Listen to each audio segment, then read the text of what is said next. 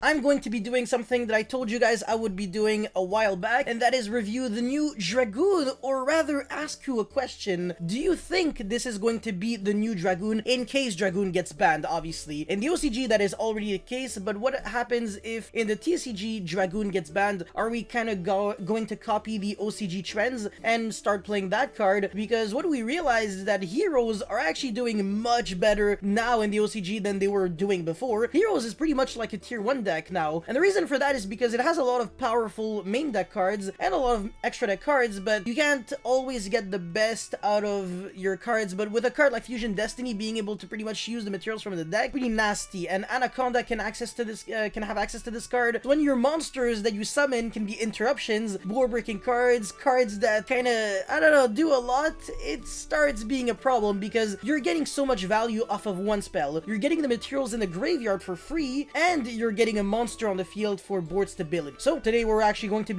to take a look at Destiny Hero Destroy Your Phoenix Enforcer. Shoutouts to Aster Phoenix. But before we start into all that reviewing, make sure you like and subscribe. It motivates me so much to keep making videos like these, and now let's jump right into it. So first things first, it's a level 8 Dark Warrior fusion effect, so nothing kind of new or shocking here for a Destiny Hero monster. They're kind of always Dark Warriors, and the materials are one level 6 or higher warrior monster, hero monster, as well as one Destiny Hero monster, which can be kind of anything. It can be a level 4 or whatever. So the level 6 or higher, you have a couple of options, but for the most part, you're either going to go for Malicious or Dasher, which were the ones that actually have some form of relevance in the grave, and for any Destiny Hero monster, there are also a few options. There's the draw guy, I believe. The most important one would be Celestial, in my opinion, because that one actually yields you 2 cards the turn after, I think, when you have no cards in your hand, which is really, really cool. So if you can actually get a Fusion Destiny, not only you're getting this monster out, but like I said, you're getting a monster that can special summon itself from the graveyard or special summon another copy of itself from the deck.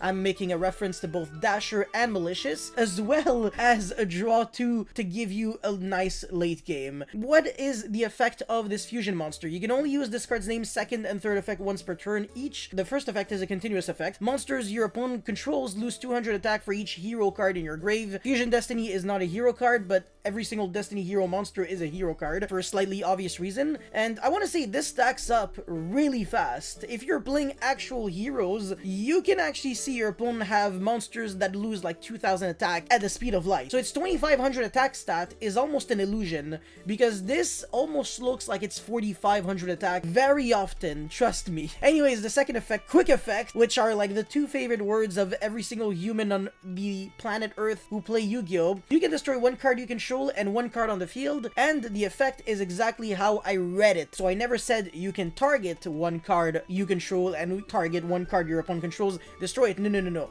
You can actually destroy 2 cards you control, which is funny. The only moment I could actually see this coming up would be with the artifact cards. I mean, being able to destroy either yourself, your own Anaconda, or your own Artifact Sanctum, destroy a card your opponent controls, I think I am definitely down for that. And then the third effect, if this card is destroyed by battle or by card effect, again, doesn't have to be by an opponent's card effect. You can activate this effect, special summon 1 Destiny Hero monster from your graveyard during your next standby phase. So for the most part, you're pretty much special summoning itself right back. You could technically special summon back one of the materials that you sent thanks to Fusion Destiny, but if you're really just trying to splash it as an engine for your Anaconda so it can be a bit more aggressive, then I don't really think this is going to be a necessity. Notice how you actually have kind of a built-in way to not really lose to the drawback or your own Fusion Destiny, which destroys your monster that you summon during the next, I think, end phase. So yeah, I mean, it's kind of cool, right? To be able to summon a monster that kind of just stays there permanently, and it's a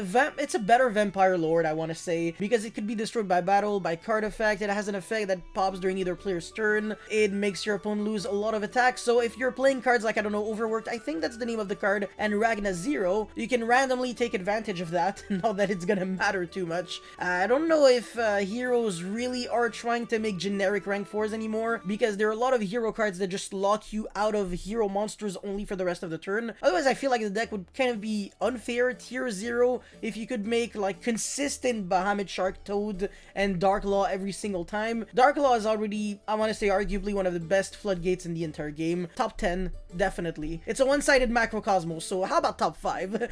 let's make this a general consensus, but yeah. So I definitely believe that this card is incredibly powerful. Like I said, it's good going first because you kind of get your stuff going in the graveyard to kind of give you like a more explosive follow-up thanks to the materials that you're using from the deck thanks to Fusion Destiny, and any 2 monsters can summon this guy. So you can literally break and still have it pop on your opponent's turn, and even if your hand just has like a bunch of bricks with even the artifact Scythe instead of the Sanctum, since you can destroy a card on your own field and then destroy a card your opponent controls, you're literally getting just so much value out of one single effect, and then you come back to the grave, or you can revive back any of your other Destiny monsters so you can actually have a lethal follow-up. So I really like this card. Do I think that is going to be the replacement for Dragoon? Only if Dragoon gets banned, then this might very well be the new Red Eyes Fusion package for people to play with Verte Anaconda. But yeah, that's pretty much all I had to talk about for this video. I really hope you guys were able to learn a thing or two and enjoy. If you did, make sure you leave a like, a comment, and a subscribe. That would motivate me a lot to keep making videos like these,